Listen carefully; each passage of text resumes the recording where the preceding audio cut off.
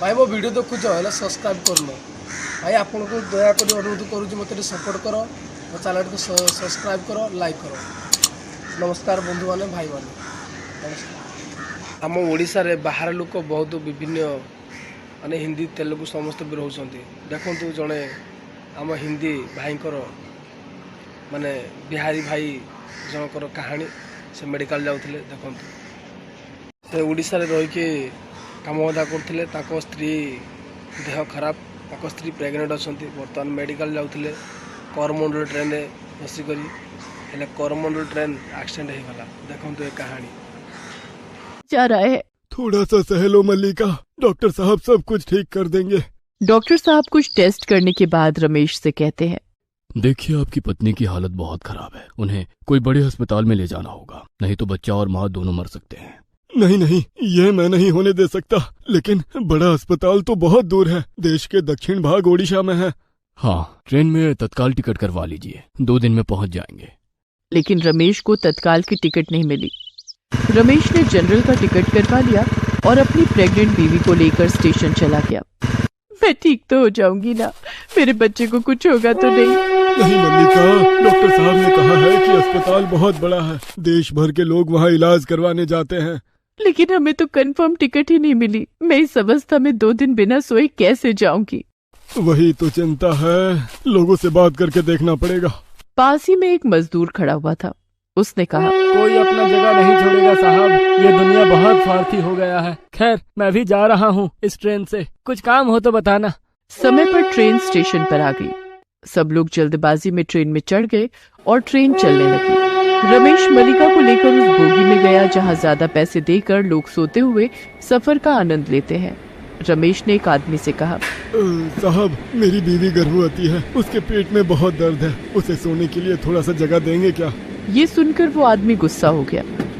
ये देखो, 5 मिनट हुआ नहीं कि भिखारी का बच्चा चला आया। ए सुन, मैंने ज्यादा पैसे देकर ये सीट बुक किया है, इसमें तेरी बीवी को क्यों जगह दूं? जा भाग यहाँ से। अरे तुम जैसे लोगों के लिए ही तो ट्रेन बदनाम है, तुम लोग बस अमीरों को परेशान करना जानते हो। सभी ने रमेश और उसकी बीवी का बहुत अपमान किया। रमेश अपनी बीवी को लेकर जनरल बोगी में चला गया जहाँ ठीक से खड़े होने की भी जगह नहीं थी। मेरे पेट में फिर दर्द हो रहा है, मैं खड़ी नहीं हो पा रही हूँ। थोड़ा सा इंतजार करो मल्लिका, टीटी साहब को आने दो, मैं उनसे बात करके देखता हूँ। कुछ देर बाद टीटी टिकट चेक करने के लिए आया। रमेश ने उससे सब कुछ खुलकर कहा। टीटी बोला, ये तुम्हारे बाप का ट्रेन है क्या? हाँ, यहाँ मुफ्त में कुछ नहीं होता है, मेरे पास एक बेड है, लेकिन उसके लिए 3000 रुपए लगेंगे। 3000 रुपए? लेकिन इतना पैसा तो मेरे पास नहीं है साहब। तो फिर बेड के बारे में भूल जाओ, पता नहीं कहाँ कहाँ से चले आते हैं गरीब के बच्चे। टीटी चला गया। मल्लिका खड़ी रही। रमेश उसके पास खड़ा रहकर उसे सहारा देता रहा। इतने में मल्लिका का पेट बहुत ज्यादा दुखने लगा। वो जोर जोर से चिल्लाने लगी, आह आह आह। तभी वो मजदूर वहां आया। स्टेशन में जो रमेश के पास खड़ा था, उसने कहा, भाभी जी को तकलीफ हो रही है ना, मैंने बहुत मुश्किल से एक सीट का इंतजाम किया है, आइए भाभी जी को बैठा दीजिए। मल्लिका उस सीट पर जाकर बैठ गई। आपका बहुत बहुत धन्यवाद, किसी ने हमें सीट नहीं दिया। अरे एक गरीब के मुश्किल वक्त पर एक गरीब ही तो काम आता है। मैं भी जा रहा हूँ अस्पताल इलाज करवाने। भगवान करे कि आप स्वस्थ हो जाएं, हम गरीबों का एक भगवान ही तो है। इतने में ट्रेन एक बार जोर से हिल गई, जैसे मानो भूकंप आया हो। अरे ये क्या हुआ, भूकंप आया क्या? नहीं भाभी जी, चिंता मत कीजिए, ये ट्रेन ऐसी ही है, बहुत पुराना ट्रेन है ना, बार बार कांप उठती है। आप अस्पताल जाते रहते हो क्या? हाँ, मुझे तो साल में 2 बार जाना ही पड़ता है। ऐसे ही बातचीत चलती रही। उधर ट्रेन एक बड़े स्टेशन पर घुसने वाली थी। ट्रेन के 2 ड्राइवर हाथ में फोन लेकर स्टेशन मास्टर से कांटेक्ट करने की कोशिश करने लगे। हेलो, प्लेटफॉर्म नंबर 5 क्लियर है ना? Hello hello. लेकिन दूसरी ओर से कोई रिस्पांस नहीं आया। रिस्पांस क्यों नहीं आ रहा है? हेलो हेलो, ट्रेन 2 मिनट में 5 नंबर प्लेटफॉर्म पर घुस जाएगी, लाइन क्लियर है ना? हेलो। लेकिन लाइन में कुछ खराबी के कारण स्टेशन मास्टर के पास ये संदेश पहुंच नहीं पाया। उधर 5 नंबर प्लेटफॉर्म के आगे एक मालगाड़ी खड़ी हुई थी। मालगाड़ी के ड्राइवर को भी कुछ संदेश नहीं मिला और लाइन में कुछ गड़बड़ी के कारण सिग्नल ग्रीन हो गया। इस यात्री भरी ट्रेन के ड्राइवर्स ने ग्रीन सिग्नल देखा। सिग्नल तो हरा है, चलो प्लेटफॉर्म पर ट्रेन घुसा देते हैं। ड्राइवर ने ट्रेन को 5 नंबर प्लेटफॉर्म की ओर मोड़ दिया। उधर सभी यात्री आराम से सो रहे थे। कोई अखबार पढ़ रहा था तो कोई खाना खा रहा था। मलिका को बहुत जोर से टॉयलेट आई। मुझे बाथरूम जाना है, ये बोलकर मलिका उठ गई और बाथरूम में घुस गई। तभी ट्रेन के ड्राइवर ने सामने मालगाड़ी को देखा। अरे बाप रे, सामने मालगाड़ी है, ब्रेक मारो ब्रेक मारो। ड्राइवर ने ब्रेक तो मारा, लेकिन ट्रेन की रफ्तार बहुत ज्यादा थी। ब्रेक मारकर भी कोई फायदा नहीं हुआ। इस ट्रेन ने मालगाड़ी को धक्का मार दिया और पूरी की पूरी ट्रेन पलट गई। मलिका बाथरूम में थी। बाथरूम टूट गया और वो बाथरूम से एक झटके में पास ही के एक खेत में गिर गई। उसके सिर पर चोट लगी और वो बेहोश हो गई। लेकिन बाकी यात्री ट्रेन के अंदर ही फंस गए।